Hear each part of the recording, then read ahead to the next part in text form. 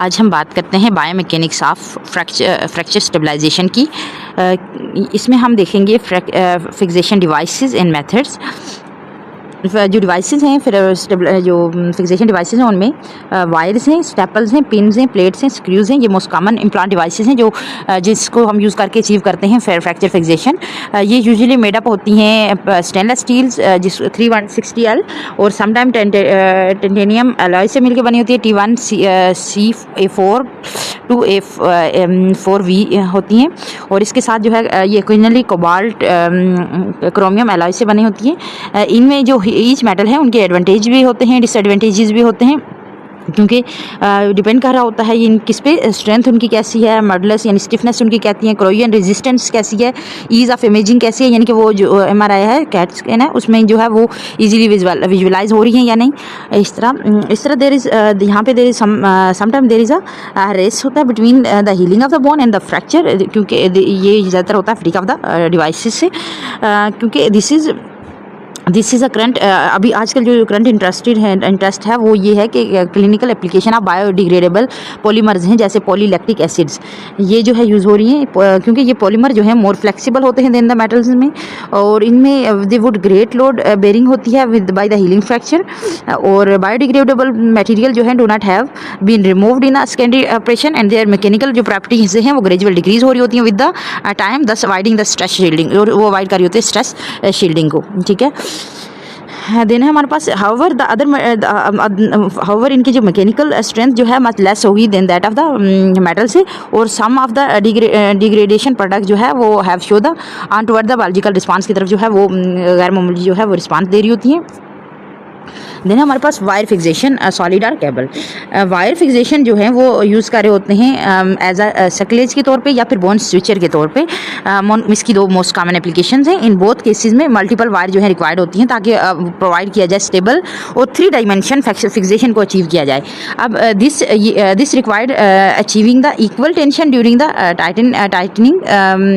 क्योंकि equal tension होती है ड्यूरिंग टाइटनिंग बिकॉज क्योंकि loosening at once are more side can provide the locus for the motion and possibly for non union हो भी सकता है या फिर काज ऑफ मेल पोजिशनिंग भी हो सकती है। इससे प्रॉब्लम जो है होती है वायर फ्रैक्चर फिक्सेशन की वो इंक्लूड होती हैं necessities and the surgical complicity of making a hole of a bone hole, और पासिंग अ वायर किस तरह पास की जाए, breakage during tightening and later as a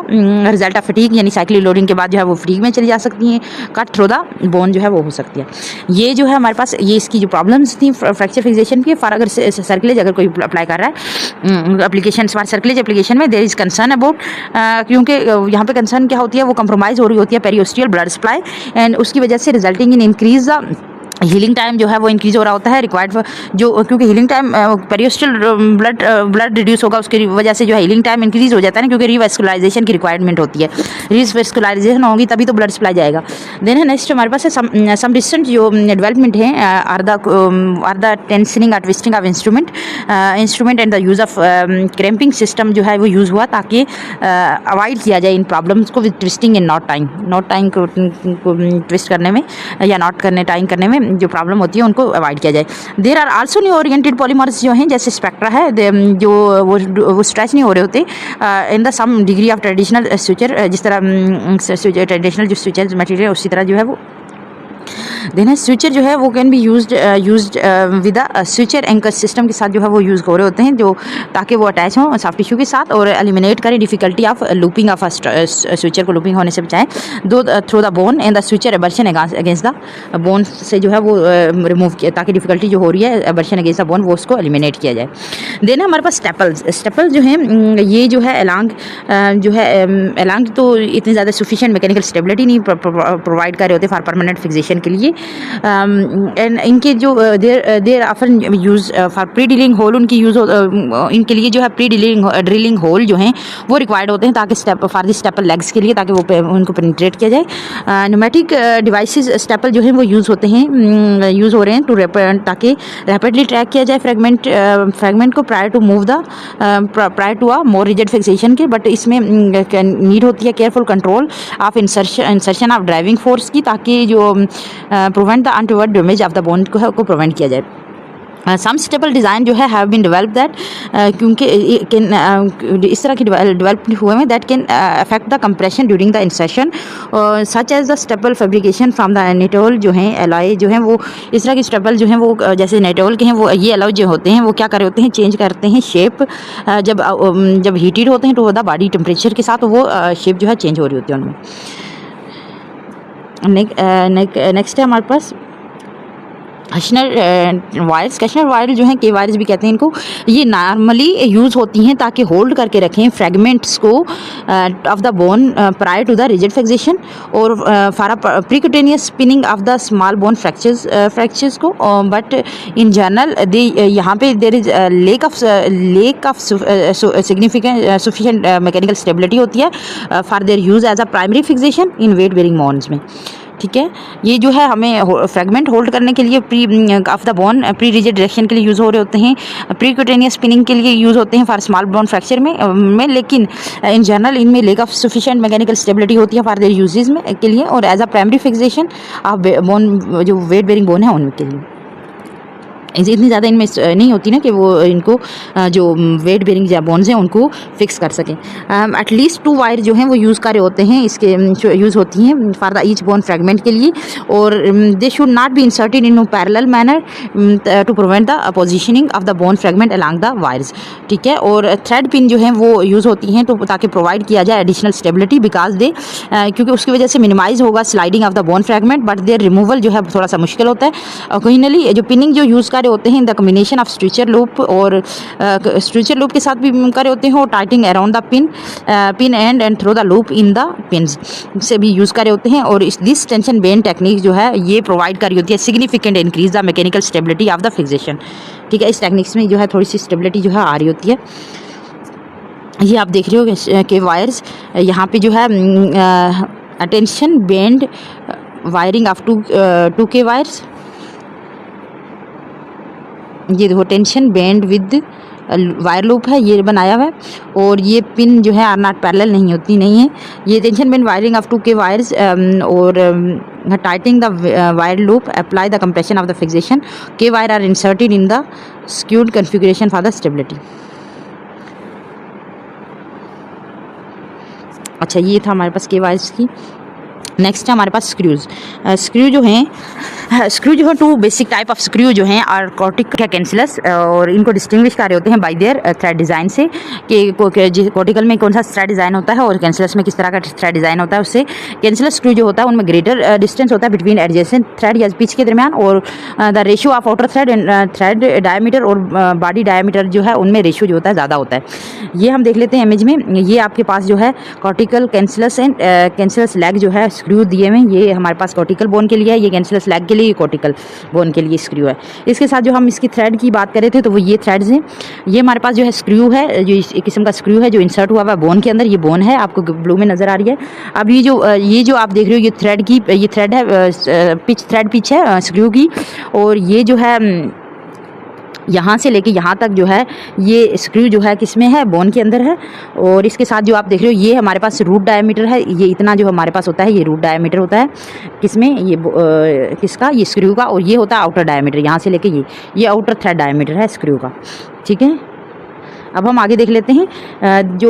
major intrinsic factor जो हैं जो इन्फ्लुएंस कर रहे होते हैं स्क्रू की होल्डिंग पावर में। वो है हमारे पास आउटर,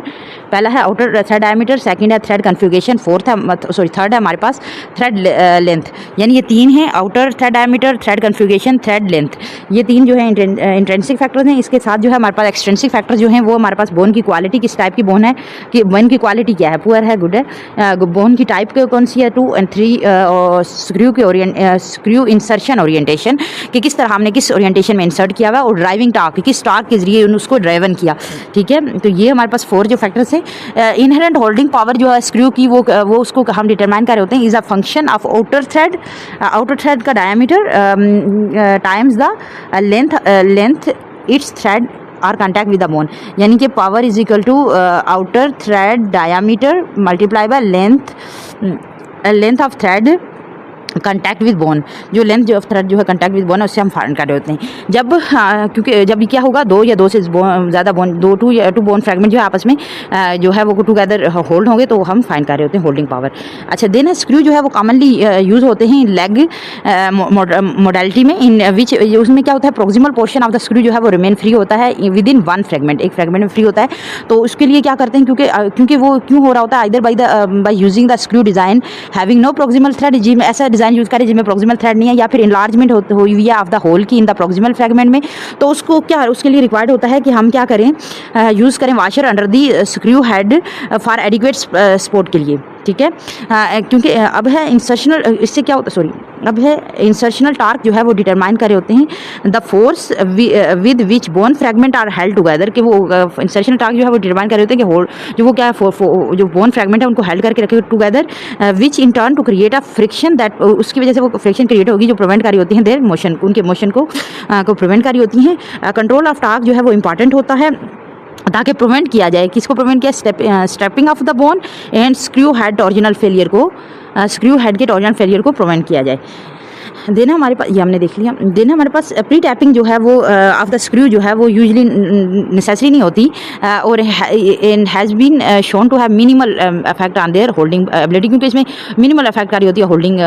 एबिलिटी पे। मैनी स्क्रू जो है आर द सेल्फ टैपिंग होते हैं और self tapping owning to modification to the design of the leading threads. ठीक है, बिकॉज क्योंकि एनाटॉमिकल कंस्ट्रेंट हो गए, सर्जिकल एक्सपोजर है of the are the orientation of the end of bone fragment या फिर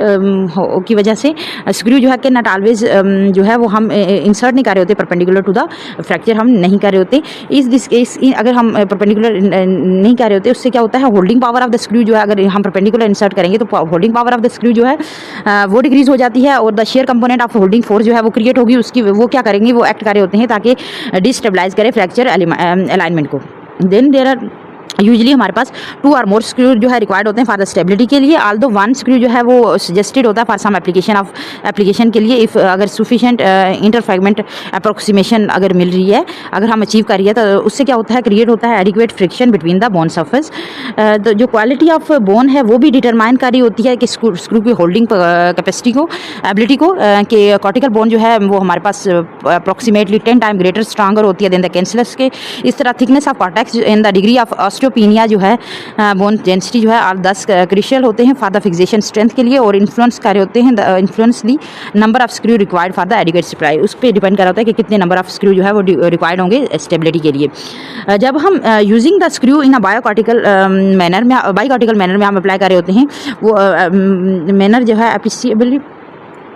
इंक्रीज द स्ट्रेंथ फिक्सेशन, इसमें क्या होता है, स्ट्रेंथ फिक्सेशन इंक्रीज हो रही होती है। एनाटॉमिकल कंस्ट्रेंट जो है वो limit the number of size of screw that can apply to given area as the result of जो स्क्रू है वो कैन ऑफन हम कंबाइन करके रखते हैं विद किसके साथ, प्लेट के साथ, ताकि हम अचीव करें